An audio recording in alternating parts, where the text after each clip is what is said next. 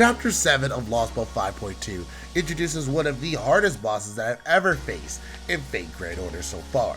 And today we're going to be looking over this god of a machine as it descends into your game and how exactly to take them down.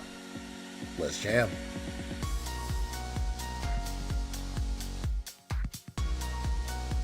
Now before we start about the boss that you face in Chapter 7, we have to talk about the last node that you face in Chapter 6. This is the introduction of that boss, Demeter, the machine god. For this fight, you can only choose Miyoto Musashi, but that hardly matters. Your goal for this is to survive until turn 4. After turn 4, the battle will end, but you start to get a real big idea of what type of enemy you're facing here. The skills on display are annoying and very much focused on keeping her alive. Divine Core of the Earth EX increases Demeter's resistance against all types of attacks and grants Demeter debuff immunity. This is permanent and removable. Imitation Immortality EX recovers Demeter's HP by 200,000 per turn, and when Demeter's HP reaches 0, recovers HP by 50,000 and prevents it from dying for one time. Once again, permanent and unremovable. Lastly, the one who crosses the Sea of Stars deals extra damage against service with the Star attribute. Once again, permanent and unremovable. The Star attribute in terms of your service is going to be this list here. If you can help it, do not bring any Star attributed enemies to the fight. But for this version of the fight, you only need to get to the end of turn 4, so it doesn't necessarily matter. That does not hold true, of course, for the fight in Chapter 7. Chapter 7 is going to have 4 nodes in total, but only 2 of those nodes will actually have enemies. The last 2 of the node are simply for story, and they give you rewards of a new costume for Mosh, a new skill, and 3 fruits of longevity. But we're not here for that. Chapter 7 starts off with a very easy node of 5 Lancer enemies in one round. You can clearly wipe them out if you just have a Saber, Berserker, or any sort of favorite enemy that isn't an archer. The true fight comes in Arrow 2, where you have to fight Demeter completely, with 2 break bars and a lot of notable effects. Cadence is the only support that you can pick for this fight, and that is a good thing, because she has a lot of things passively that will actually help you take down this monster a lot easier than before. Poseidon's Blessing. When Cadence attacks, remove the Demeter protection buff from her target and increase Cadence resistance towards stun status, MP still status, and skill still status. This is permanent and unremovable, so as long as she's on the field, she'll be there to remove those protection buffs from Demeter, and she has an increased chance to resist stun status, MP steal, and skill steal. Before we get into the strategy to take down Demeter, let's go over exactly why this monster is going to be very difficult to defeat. We have that passive that we mentioned before that deals increased damage against star attributed enemies, but let's get into her active skills now. Earth Authority. It greatly increases her own defense for 1 turn and further increases her own defense for 3 turns. Mother's Authority removes all debuffs and gains a debuff immunity for 1 time, 1 turn, and heals 50k HP. Mourning Mother EX increases own MP gauge by 3 and increases own attack 1 time. And because she is a caster enemy, the fact that she has a skill that increases by 3, meaning her Noble Phantasm can come very quickly. And also remember, because she is an enemy, she can spam skills over and over if she wanted. However, you have some things in your favor here. At the start of the first turn, 7-fold Spirit Cannon direct hit will proc. At the start of the first turn, damage resistance is removed from Demeter and is debuffed with defense down for 3 turns. And also, you have the authority of the Sea God. At the start of the first turn, HP regeneration is removed from Demeter and is debuffed with health down for 5 turns.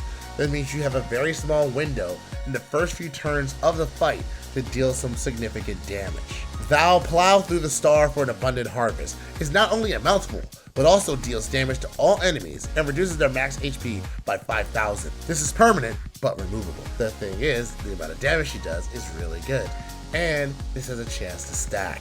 So let's say that we were able to break her first bar. What is the thing that happened? Well, heartbreaking procs. This removes all buffs from all enemies and inflicts buff block 3 times for 3 turns. That is devastating because that infects all of your buffs. So for that, you need to be very careful when using your buffs. If you're depending on them for a big turn, you might be disappointed to realize that it fizzles when you need it the most. Let's say you get past that phase. You have her final break bar where she screams a lot. Demeter gains guts for 1 time and with a revive of 150,000 HP regeneration, and a delayed debuff, which is a chance debuff to skill seal to oneself, permanent and unremovable. That HP regeneration is nothing to scoff at, and she is going to be hitting hard. On top of that, the amount of HP that she has, it's going to be a little difficult to just burn her down. So what are some suggestions for service that we can use here? Well, the Rider class in particular will be very good in dealing with Demeter as a whole. Free-to-play suggestions, honestly, Ushiwakamaru.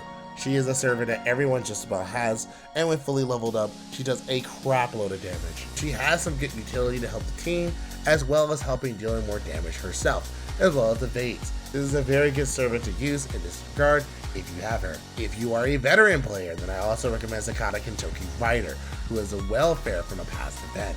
He is still one of the best single target riders in this game. Mandracardo, otherwise known as your best friend, is another good option that you can bring here. Despite his second skill being something you have to work around, I still think Mandracardo is a good option that you can bring here to this fight, especially if you're free to play.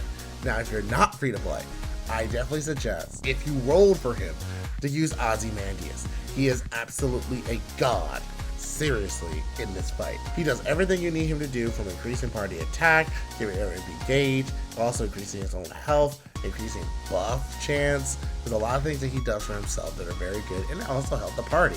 Plus, he's single target. That does an absurd amount of damage. At the very least, if you don't have your own Ozymandias, I think using him as a support is good. But also, you have the free SSR ticket coming up soon, and Ozzy here is actually a permanent unit that you can choose on that ticket. So let's say it takes you a while to get to this fight, you could theoretically wait to get that ticket, use him on Ozzy, level him up, and use him for this fight. That's not for everyone though, but it is a suggestion. Now, regardless of who you're going for, you're going to need support casters to help you. So that obviously means you need your Scotties if you're a quick support, your Merlins, Hachi will work good whether it be Buster support or not, Hodge Christian Anthony if you're on a budget, or Helena if you were lucky to have her. Waver obviously fits the situation. You want these support casters to help you here, especially if you're going for that. You need to be prepared for this fight. If you are not prepared for this fight, it will take you down. It will block you. You will not be able to continue because you need to break all 3 health bars. You can't just wait until the end of a turn like you did previously. You need to break them all. Once you defeat her though, you are rewarded with the completion of the chapter after seeing some story bits and a very well-earned intermission. That about wraps it up for this one. The next time we're going to be going over the next boss that will be coming up in chapter 11, and she is quite the beast to tame. But that video is going to take a little bit of time. When it is ready, you're going to go ahead and click on it right here. Until then, you can go ahead and click on this video here, which goes over the top SSRs that you want to roll for this year. So, like, comment, subscribe. I'll see you there.